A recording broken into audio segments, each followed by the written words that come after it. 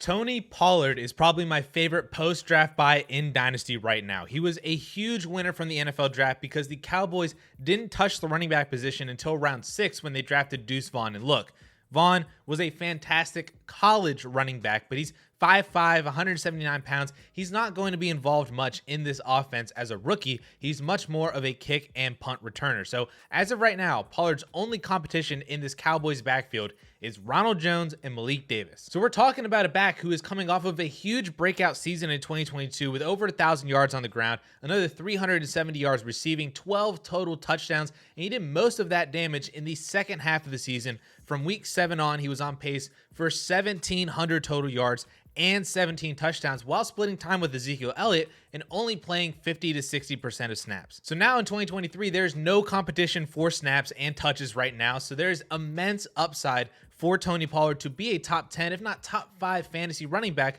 for the entirety of the fantasy season, not just the second half. I think he realistically could have a Saquon Barkley level season without paying Saquon Barkley level prices. But even if the Cowboys do add someone between now and the start of the season, they bring Ezekiel Elliott back, or they sign Leonard Fournette or Kareem Hunt, someone to take some of the workload and pressure off of Tony Pollard, well, I think that's fine too, because then he's in the same role that he was in last year when he finished as the RB9 in PPR scoring. Right now, the Trade Finder says you can get Tony Pollard for the 110 and the 2.08 in Superflex leagues, or the 1.06 straight up in one quarterback leagues. Another trade I love as a contender is trading down from Breece Hall to Tony Pollard, and you get Tyreek Hill on top of that. Or you go from Metcalf to Tony Pollard and Deebo Samuel. As a contender, these are prices that I'm willing to pay for a fantasy RB1 with a ceiling of a top 5 finish in 2023. But let's say you want that fantasy RB1 production, but you don't have a first to pay and you just need some cheaper production. For that,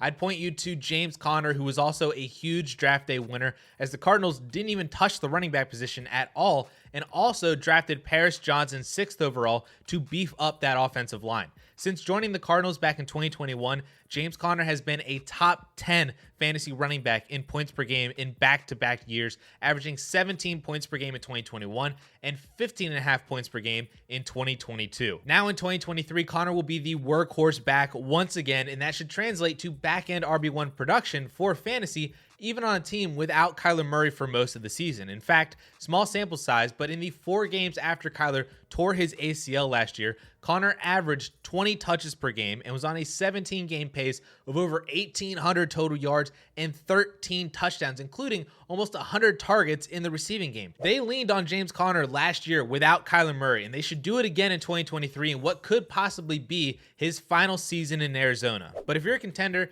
and you need that cheap production to bulk up for the season, James Conner is your guy, and he can be had for pennies on the dollar right now. I'm talking the 3.03 in Superflex leagues, Nico Collins and some 4th-round rookie picks, or Baker Mayfield and Odell Beckham Jr. in a Superflex league. You shouldn't have to pay much more than all of those examples, especially with rookie fever going on right now with rookie drafts. Take advantage of that and pull away an almost surefire top 15 back with a top 10 fantasy ceiling. But let's move over to the wide receiver position, to perhaps my favorite sophomore receiver to buy right now from the 2022 class, and that's Jahan Dotson. Dotson has just been flying completely under the radar just from the hype around other 2022 receivers like George Pickens, Christian Watson, Treylon Burks. Then you add in the hype of the 2023 rookie class as we're drafting those guys right now, and people forget that Jahan Dotson was a very productive receiver as a rookie last year. He just had a hamstring injury that really messed with the middle of his season. But in the 8 games where Jahan Dotson was healthy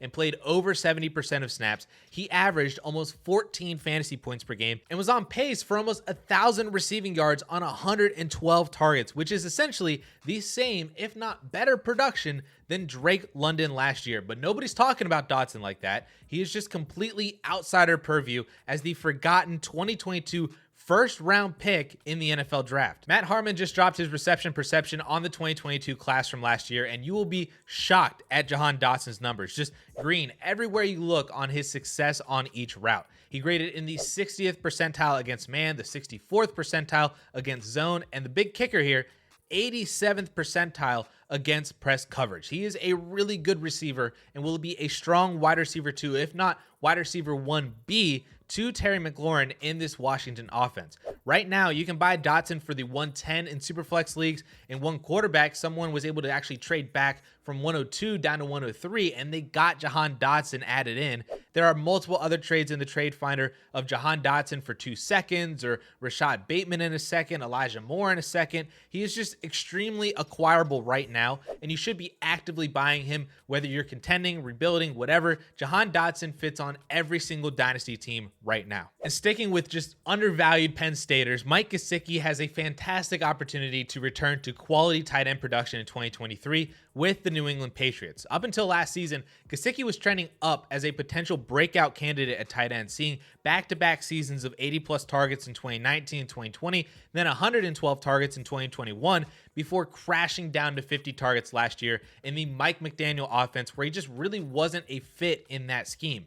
But New England can use athletic tight ends. We've seen it before, and while we were hurt by Jonnu Smith, Gesicki is just a better player than Jonnu Smith. He's proven that in the NFL. And then you see the massive opportunity here for Gesicki in New England, only really having to compete with Juju Smith-Schuster, who's also entirely new to this Patriots offense, Devontae Parker, who Gesicki was already outproducing in Miami a few years ago, and then Kendrick Bourne, Tyquan Thornton, Kayshon Boutte. These guys don't really matter, and Gesicki can realistically be the second target on the team in 2023. We could see a resurgence to relevance like we did last year with David Njoku and Evan Ingram, both in kinda-ish new or completely new situations in 2022, and both succeeded in those new environments. And Gesicki can do the same thing this year. He doesn't even need to return to 2021 target numbers, but 2019, 2020, where he saw 50-something receptions, 700-something yards, a couple touchdowns, that right there makes Mike Gesicki a top 10 fantasy tight end in 2022.